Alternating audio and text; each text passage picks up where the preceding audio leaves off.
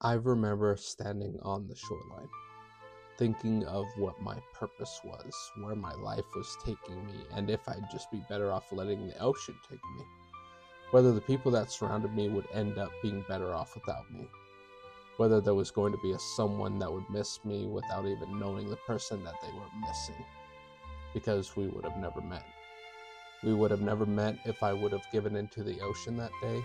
We would have never met if I would have been content with myself. We would have never met if I were not looking for something to end me. I remember the car ride, thinking who the hell would miss me, as I stepped on the gas and closed my eyes, telling myself I have 5 seconds, then 10 seconds of acceleration until I open my eyes and see where fate wanted me.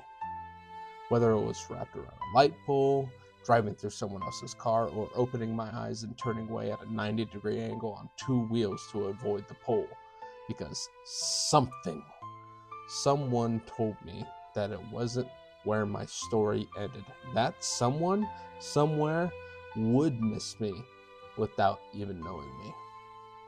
That ended up being my son. Without words, he described the meaning of life.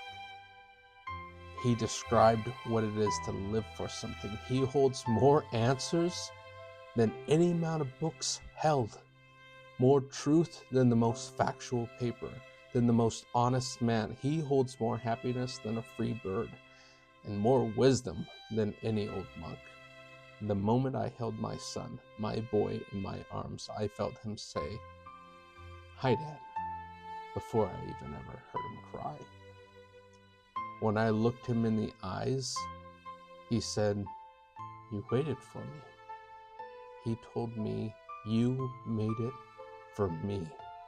In that moment, he explained to me that I didn't have to be alone anymore. He told me I didn't have to feel pain about what I had done in my past. He explained to me that the woman I looked up at, shivering with a tear running down her face, was going to take care of me from now on. And that she, her alone, was going to bear all this pain that I had been feeling. He said she would throw it away. He forgave me for doing the things I had done and he told me that my job now was to love him, to love her, and to always stay strong in the hardest of times. And to remember that when everything is crumbling all around me, that there is always something, someone to live for.